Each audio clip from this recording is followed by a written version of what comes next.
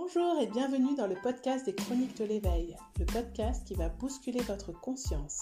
Je suis Julie Michaud, coach et thérapeute, et surtout une femme passionnée par les relations humaines et le décryptage de ce qui se joue dans notre vie.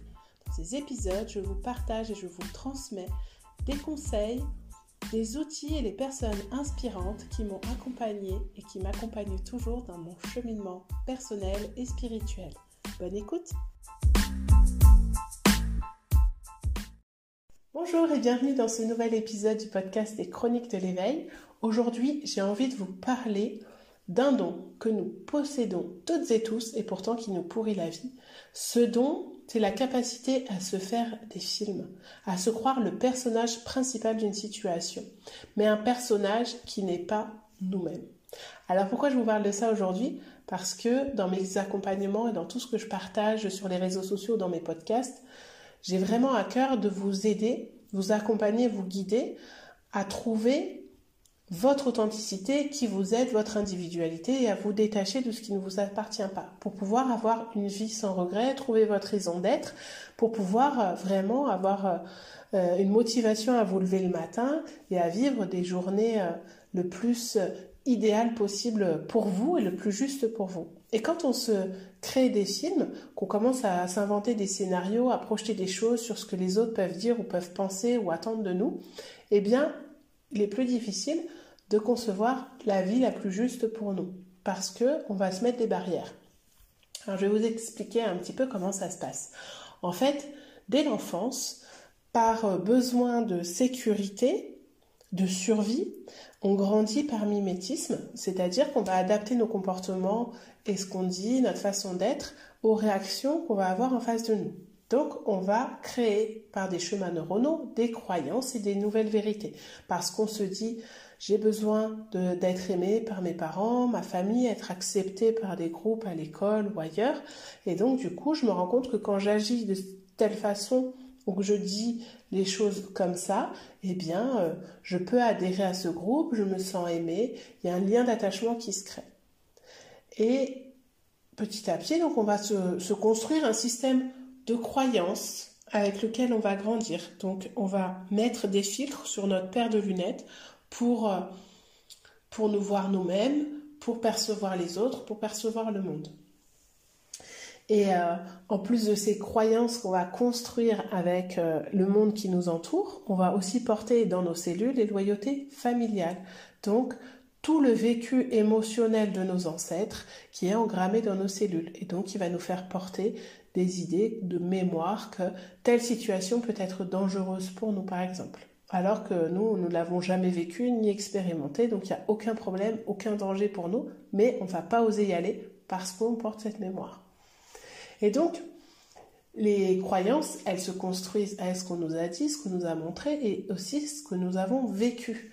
C'est ce que j'appelle ces opportunités à grandir qui ont pu nous faire nous blesser et même ces traumatismes qui nous ont marqués dans notre corps. Ça peut être une simple phrase qu'un enfant nous a dite pendant l'enfance où on s'est senti rejeté ou abandonné, ou ça peut être des expériences de trahison quand on était adulte.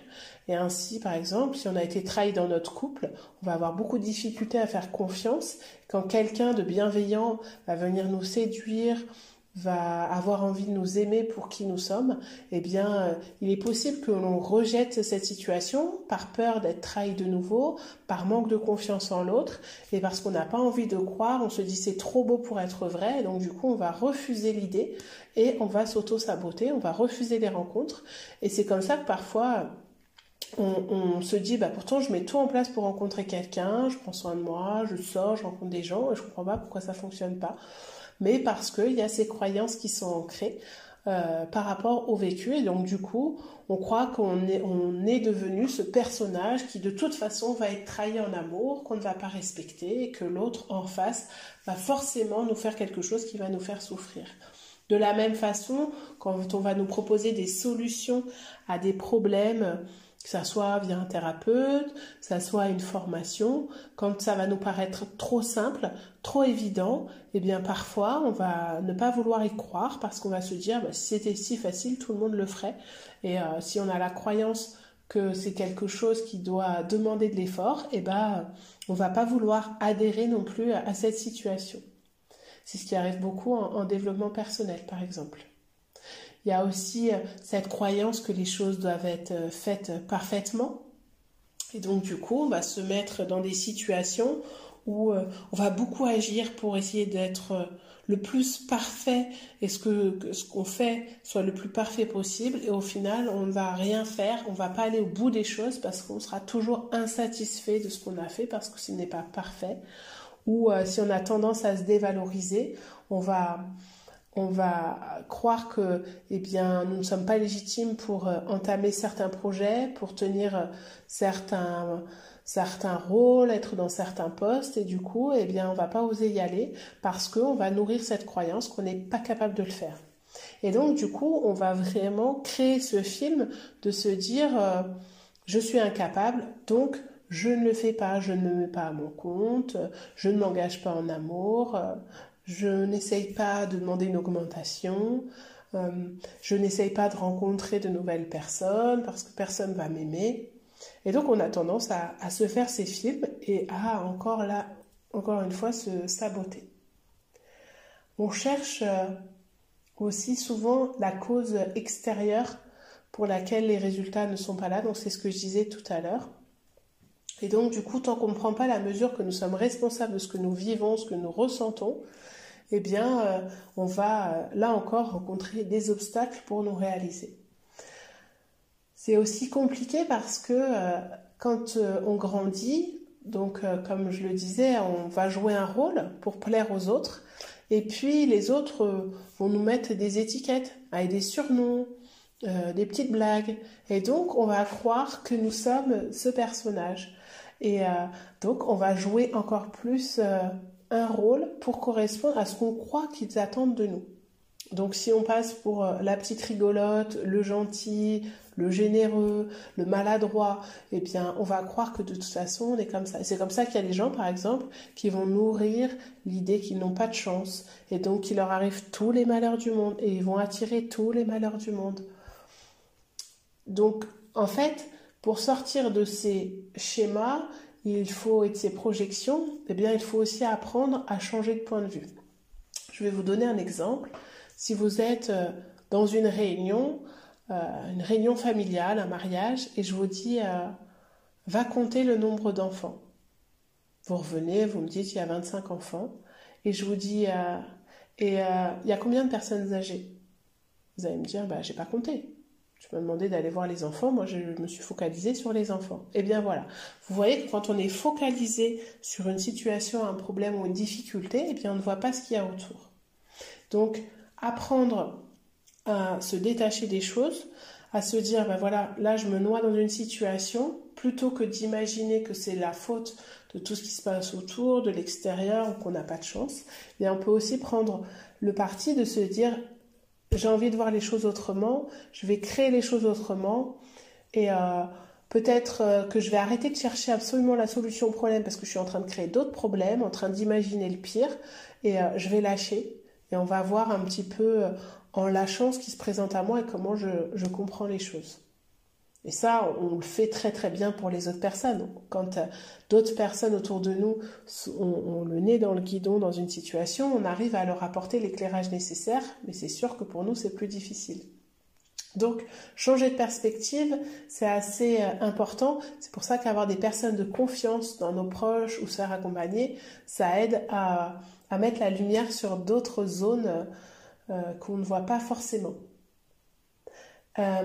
Vous pouvez aussi donner un nom à votre mental quand il commence à tourner, à vouloir vous faire croire des choses. Vous pouvez lui dire Roger, là je suis adulte, j'ai envie d'expérimenter quelque chose de nouveau, je sais que tu veux me rassurer, je sais que tu veux me mettre en sécurité. Moi je te dis que j'ai envie de tenter cette expérience, j'ai envie de découvrir cette personne, j'ai envie de découvrir ce lieu, j'ai envie de créer une nouvelle activité et je suis prête à assumer parce que je sais que je vais apprendre quelque chose de ça qui va me nourrir. Donc, parler à son mental, ça permet aussi de se dissocier de lui et de ne pas croire que c'est nous. Donc, on en revient à cette idée de je ne suis pas le personnage, je ne suis pas ce mental qui me fait croire que je ne suis pas légitime, que je ne suis pas assez, que je ne suis pas capable, je ne suis pas mes pensées non plus.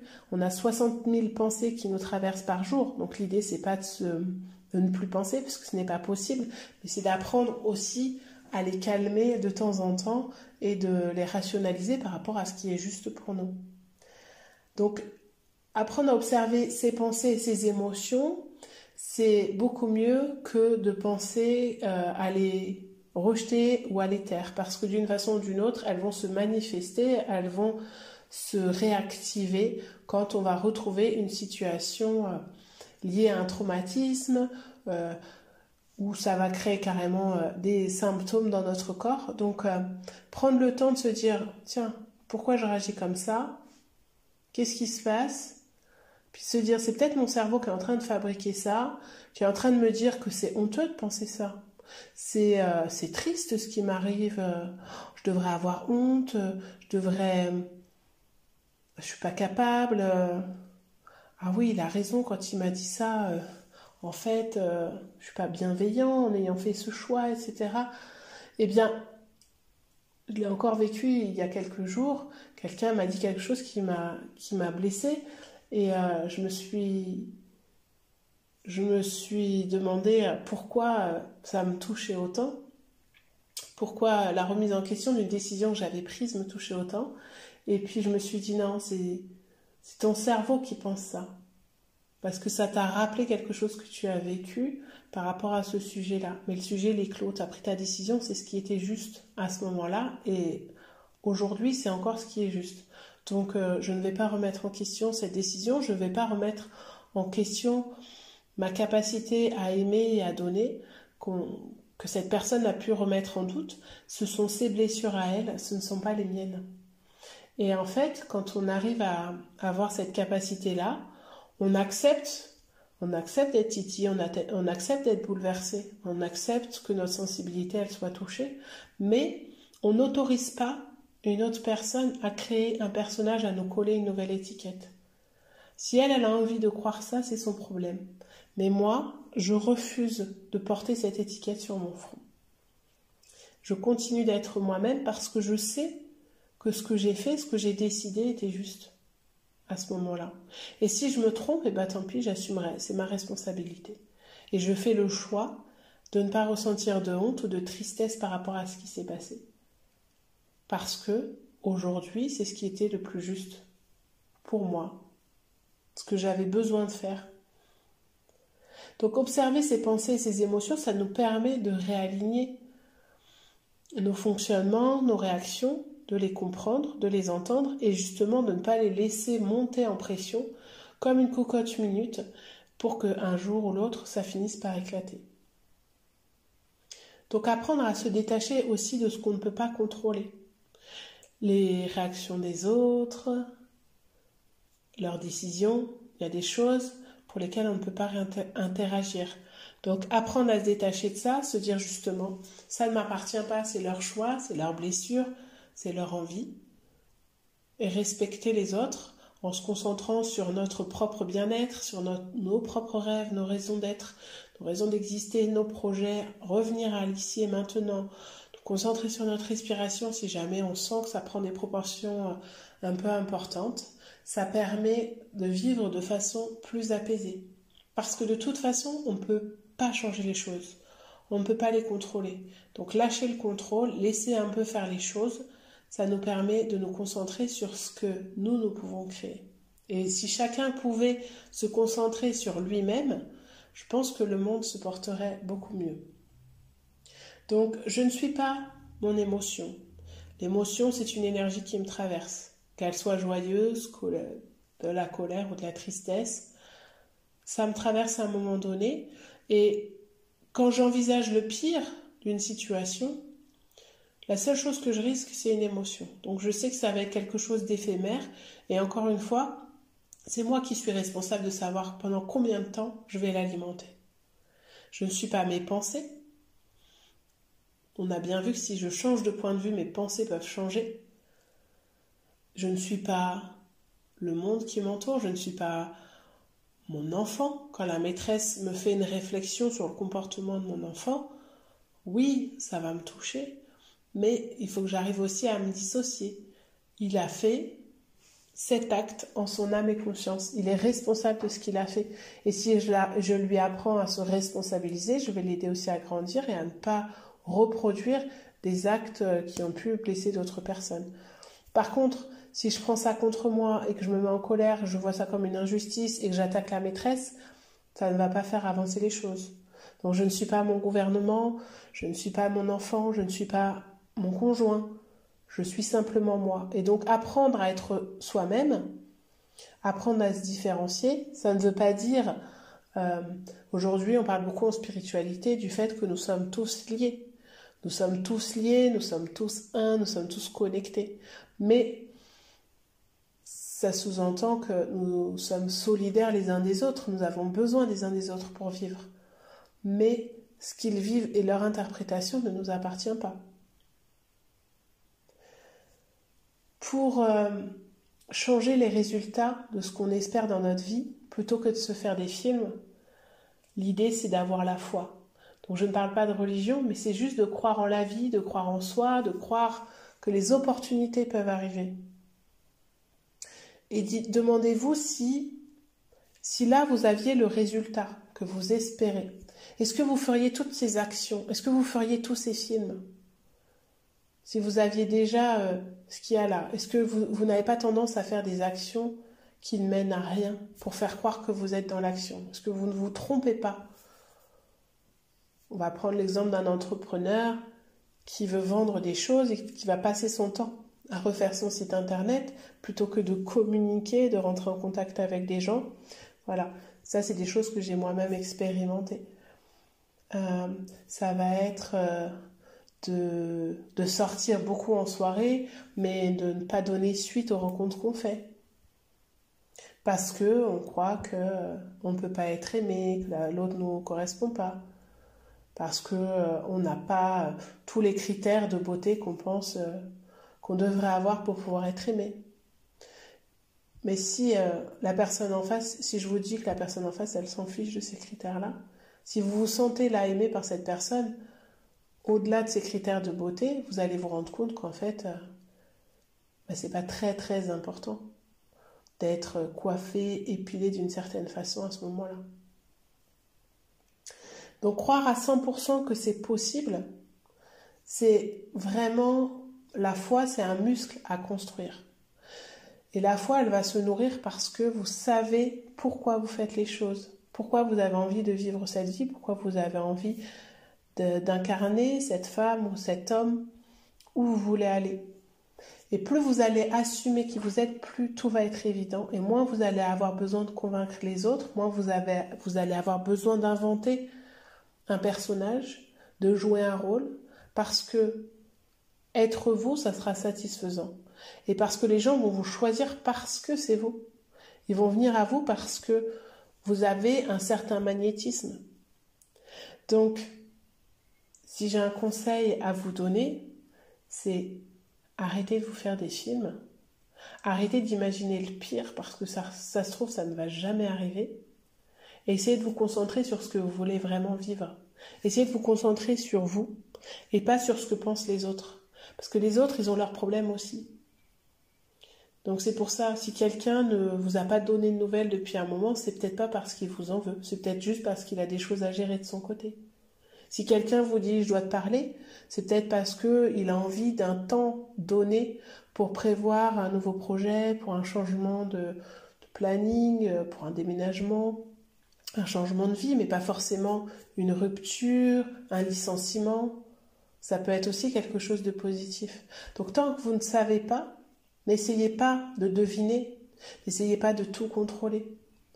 Parce que vous ne pouvez pas forcément tout savoir, et puis parce que vous voyez les choses, vous interprétez les choses selon votre filtre. Donc essayez plutôt de vous connecter à vos ressenti, votre intuition pour vous guider, plutôt que d'avancer selon vos croyances et vos vérités. Être persuadé de choses et donc du coup projeter des choses sur les autres, ça ne va pas nous faire avancer. Par contre, si vous suivez ce qui se passe dans votre corps, les signes que vous recevez, si vraiment vous êtes bien ancré à la matière et connecté là-haut, vous allez pouvoir avancer sur le chemin qui est fait pour vous. Donc, si vous voulez partager les films que vous avez déjà pu vous faire et vous vous êtes rendu compte que vous étiez trompé, si vous avez envie de discuter sur ce sujet, n'hésitez pas à venir me contacter sur les réseaux sociaux, les pages des Chroniques de l'éveil, à mettre un commentaire ou à m'envoyer un mail. Et si vous avez envie que je vous accompagne à vous détacher de tout ce que vous portez qui ne vous appartient pas, vous pouvez aussi me contacter sur mon site internet www.juliemichaud.com. Je mettrai les liens en dessous de l'épisode. Je vous dis à très bientôt pour un nouvel épisode. Prenez bien soin de vous.